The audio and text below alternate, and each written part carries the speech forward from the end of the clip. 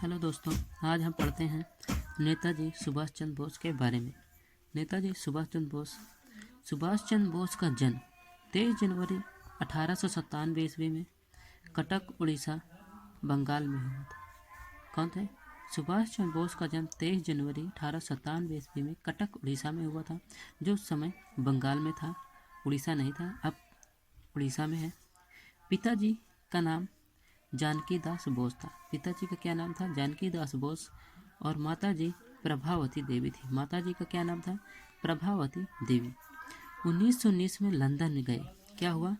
इन्होंने मैट्रिक की परीक्षा पास करके ये 1919 में लंदन गए ICS की परीक्षा हेतु। किसकी परीक्षा हेतु? ICS की परीक्षा हेतु। 1920 की ICS की परीक्षा में चौथा स्थान प्राप्त किया। क्या करते हैं? 1920 की ICS की परीक्षा में चौथा स्थान प्राप्त किया और 1921 में त्यागपत्र दे देते हैं। 1921 में ये ICS से क्या कर देते हैं? त्यागपत्र दे देते हैं। 1921 में ही कांग्रेस की सदस्यता लेते हैं। क्या करते हैं? 1921 ईस्वी में कांग्रेस की क्या लेते हैं? सदस्यता ले लेते हैं और असहयोग आंदोलन में शामिल होते हैं। और क्या होते हैं? असहयोग आंदोलन में शामिल हो जाते हैं। 1922 में चौरी चौरा कांड हो गया। 1922 में क्या हुआ? 1922 में चौरी चौरा कांड हो जाता है। तो इससे क्या होता है? गांधी जी ने आंदोलन रोक दिया था। जब चौरी चौरा कांड हो गया था, आंदोलन को गांधी जी ने स्थगित कर दिया था। क्या कर दिया था? गांधी जी ने इस आंदोलन को स्थगित कर दिया था। सुभाष चंद्र बोस ने कहा था, सुभाष चंद्र बोस ने इसके बारे में कहा था, जिस समय जनता का जोश अपने चरम पर था। क्या कहते हैं? जिस समय जनता का जोश अपने चरम पर था, आंदोलन वापस लेना एक विपदा के समान है। क्या कहते हैं? जो आंदोलन को वापस लेना क्या है? एक विपदा के समान है। फिर इसके बाद है 1923 में स्वराज पार्टी। 1923 में स्वराज पार्टी मोतीलाल नेहरू और चित्तरंजन दास ने बनाई थी।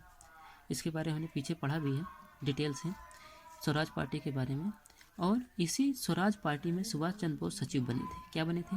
सुभाष चंद्र बोस स्वराज पार्टी में क्या बने थे? सचिव बने थे।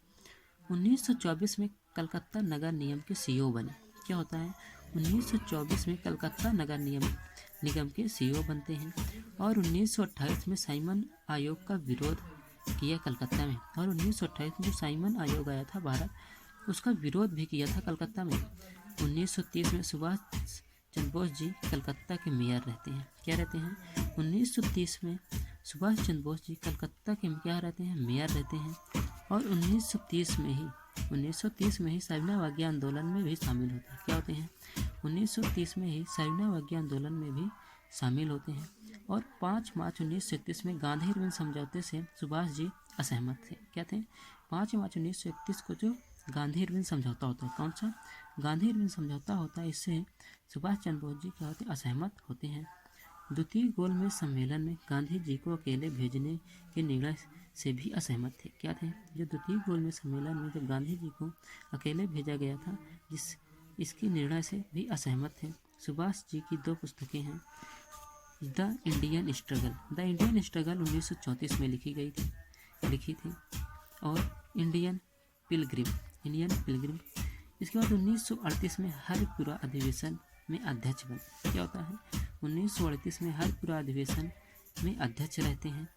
और 1929 में फिर ये चुनाव लड़ते हैं अधिवेशन का, जिसमें इस पहली बार हुआ था जब इसमें वोटिंग हुआ था। एक तरफ सुभाष चंद्र बोस और दूसरी तरफ पट्टाभी सीतारमैया चुनाव लड़ रहे थे। पट्टाभी सीतारमैया को गांधी जी का सहयोग प्राप्त होता है, लेकिन क्या होता है? सुभाष चंद्र बोस इसमें जीत जाते हैं और पट्टाभी सीतारमैया इसमें हार जाते हैं। तो पुनः त्रिपुरी अधिवेशन के अध्यक्ष बनते हैं, लेकिन गांधी जी ये अपनी हार बताते हैं। गांधी जी इसको अपनी हार बताते हैं, जिससे फिर बोस जी ने क्या कर देते हैं? बोस जी अपना त्यागपत्र दे देते हैं यहाँ से। इसके बाद डॉक्टर राजेंद्र प्रसाद अध्यक्ष बनते हैं। क्या बनते हैं? डॉक्टर राजेंद्र प्रसाद अध्यक्ष बनते हैं। 1939 में फॉरवर्ड ब्लॉक की स्थापना करते हैं। क्या करते हैं? जब यहाँ से इस्तीफा देने के बाद 1939 में फॉरवर्ड ब्लॉक की स्थापना की और 1940 में फिर गिरफ्तार हो जाते हैं। क्या होते हैं? 1940 में फिर गिरफ्तार हो जाते हैं और भारत रक्षा अधिनियम के तहत, किसके? क्योंकि विश्व युद्ध चालू था, इसलिए भारत रक्षा अधिनियम के तहत ये गिरफ्तार कर लिए जाते हैं। जेल में ही अनशन प्रारंभ कर देते हैं। इसके बाद घर पर नज़र बंद कर दिया जाता है। जब जेल में बंद करना चालू कर देते हैं और इनकी हालत ख़राब हो जाती है तो इनको फिर जेल से छोड़कर इनको घर पर ही क्या कर दिया जाता है, नज़र बंद कर दिया जाता है। सुभाष चंद्र बोस के विचार क्या थे? विचार इनके ये थे कि लक्ष्य पवित्र होना चाहिए। क्या होना चाहिए? जो लक्ष्य है पवित्र होना चाहिए। मार्ग कोई भी हो सकता है, हिंसा का हो या अहिंसा का। जो मार्ग है वो कोई भी हो सकता है, हिंसा का भी हो सकता है और अहिंसा की जरूरत पड़ने पर। युद्ध काल एक मौका है। जो युद्ध काल है वो एक मौका है और मौका का फ़ायदा उठाना चाहिए, क्योंकि उस समय विश्व युद्ध चालू था। तो इन्होंने कहा कि युद्ध काल एक मौका है और मौका का फ़ायदा उठाना चाहिए। बड़े आंदोलन के पक्ष में थे। ये क्या थे? एक बड़े आंदोलन के पक्ष में थे। कांग्रेस में सभी लोग आज़ादी की लड़ाई में शामिल हो, इनका कहना था। सुभाष चंद्र बोस ने इन्होंने हरिपुरा अधिवेशन में भी कहा था कि जो कांग्रेस है उसमें सभी लोगों आज़ादी की लड़ाई में शामिल होना चाहिए। फिर ये 1941 में सुभाष चंद्र बोस जी छुपकर जर्मनी पहुंचते हैं। कहाँ पहुँचे? जर्मनी पहुँचे। भारत से ये काबुल जाते हैं मोहम्मद जियाउद्दीन के भेष में। ये भारत से छुपकर काबुल कहा जाते हैं मोहम्मद जियाउद्दीन के भेष में। फिर ये एक एजेंट के रूप में रहते हैं। मोहम्मद जियाउद्दीन के भेष में एजेंट के रूप में ये काबुल जाते हैं। काबुल से मॉस्को आरलैंडो के भेष में जाते हैं। काबुल से मॉस्को आरलैंडो के भेष में जाते हैं। फिर ये मॉस्को से जर्मनी जाते हैं। कहाँ जाते हैं? मॉस्को से जर्मनी।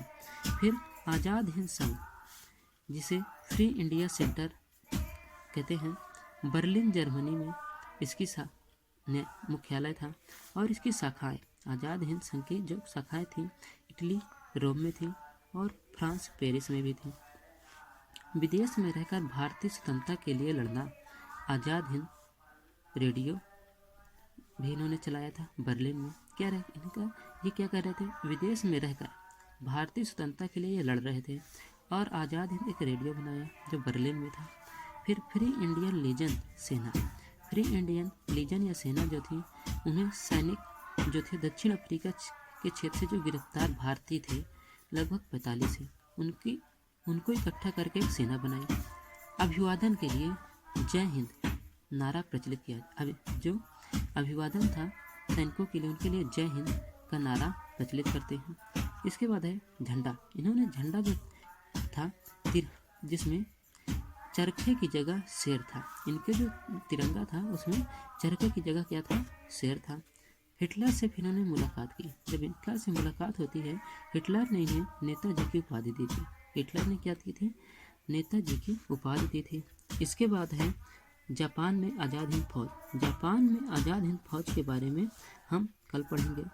दोस्तों, अगर हमारा यह वीडियो अच्छा लगे तो वीडियो को ज़्यादा से ज़्यादा लाइक करें, शेयर करें और हमारे चैनल को सब्सक्राइब करें। धन्यवाद।